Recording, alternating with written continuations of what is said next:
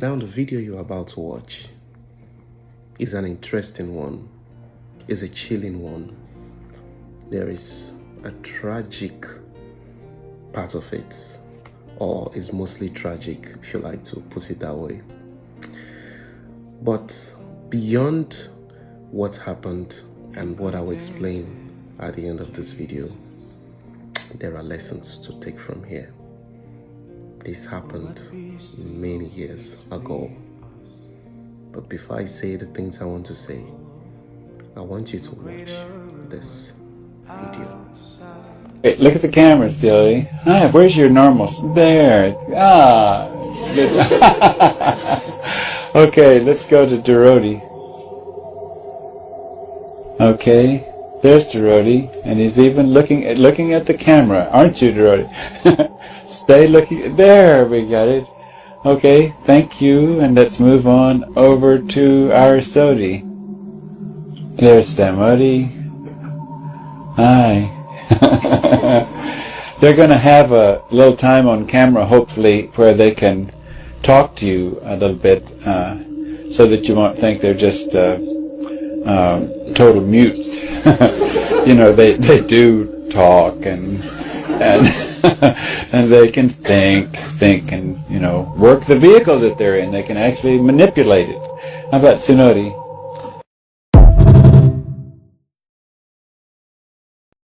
Yes, the video you just watched was the video of a group of men who belonged to a certain court called the Heaven's Gate. Now, in 1997, somewhere in a city, in a place called Rancho Santa Fe in California, I've been watching too much of Charles Okocha, so California is coming to my mouth a lot of times. So somewhere in California, yeah, got it right. These men managed to convince themselves that when they die, a spacecraft was going to come to them and take their souls to a higher level, to a higher place. They all believed in that. And what happened?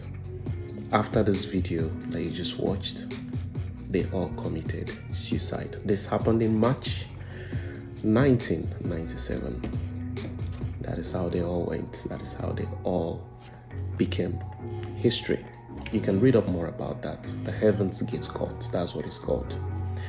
What do I want to say here briefly? Be careful of what you believe. Be careful of what you listen to. Be careful of what you hear. Be careful of what you see. You see, the very first video I did on YouTube was titled Detoxifying Your Mind. And I don't know how many people that have watched that. I don't know how many people that are actually doing what I was trying to explain, you know, on that video. A lot of times we don't realize that our mind, there is a part of our mind that is called the subconscious that stores things. It stores information. And you know the worst part?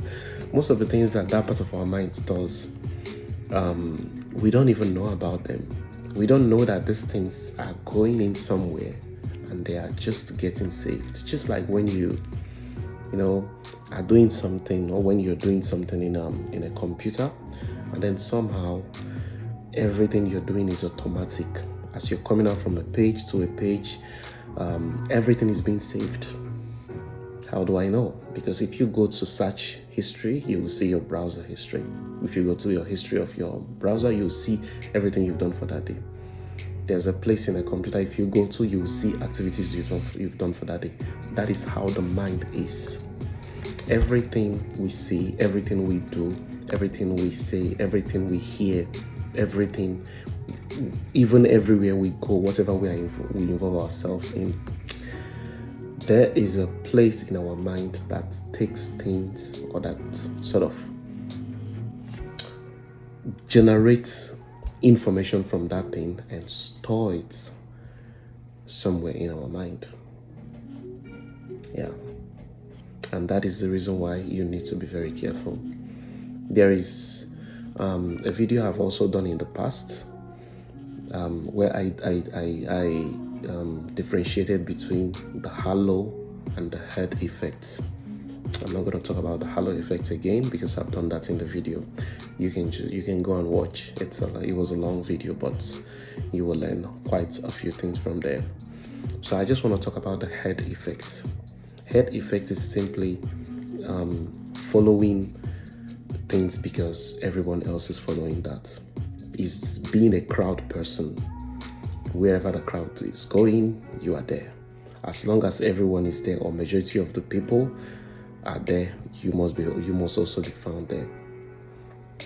That is what religion does to people. Unfortunately, I'm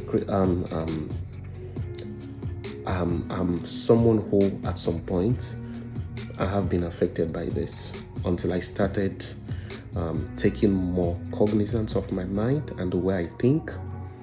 So I'm still a religious person, I'm still a Christian, but the difference now is I think for myself. I read the Bible and try to understand what God is trying to say.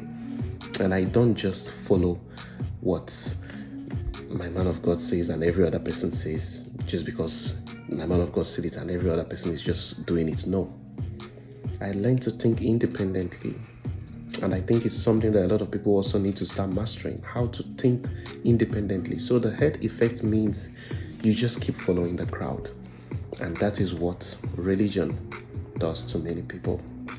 You don't question things because you don't want to be singled out as the odd person. You don't want to be seen as that person who is always causing confusion, who's always causing chaos and all that. You just want to follow. Believe you me, that video you watched, there was a possibility that it was not every member of that cult or religious whatever that wanted to actually participate in that suicidal act that led to all of their demises. It was not.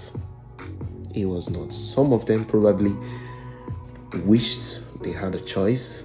They don't sort of they didn't find themselves in such a situation. But because of what herd effect everyone is going to, I must go with everyone. They found themselves in that position and they became history. So be careful and understand that being a Christian, being a Muslim, whatever your religion is, that's not the point I'm making. The point I'm making is you should not let that herd effect affect you, because it's very easy for it to affect you. It's very easy. You won't even know. You just see yourself doing so many things. For example, a lot of people believe in crossover nights.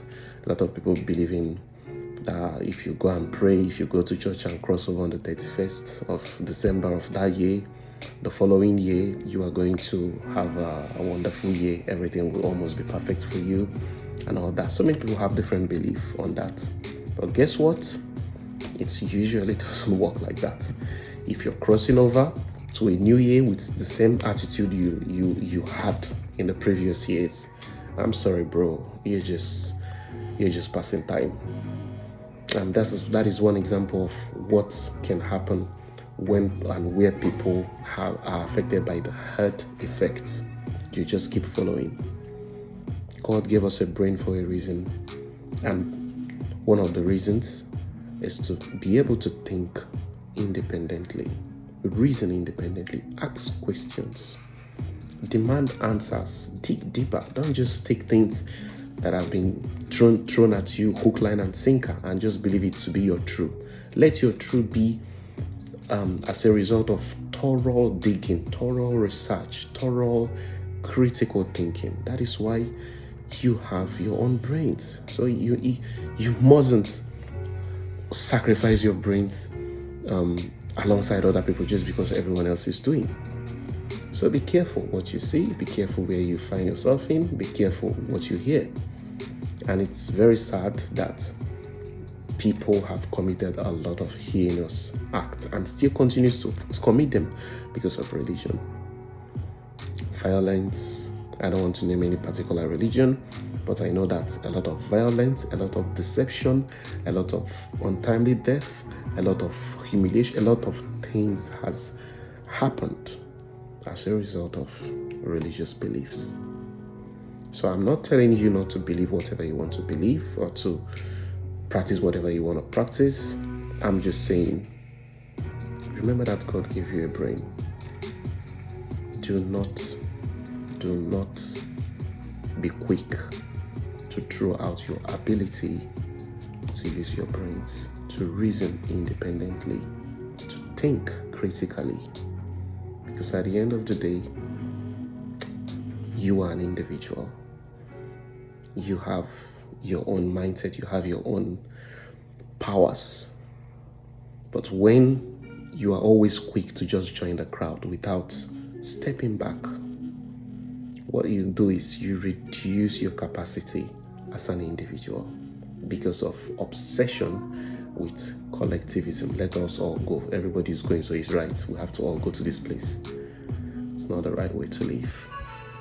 What did you learn from that chilling video? My name is Chibuzo. Thank you for your time.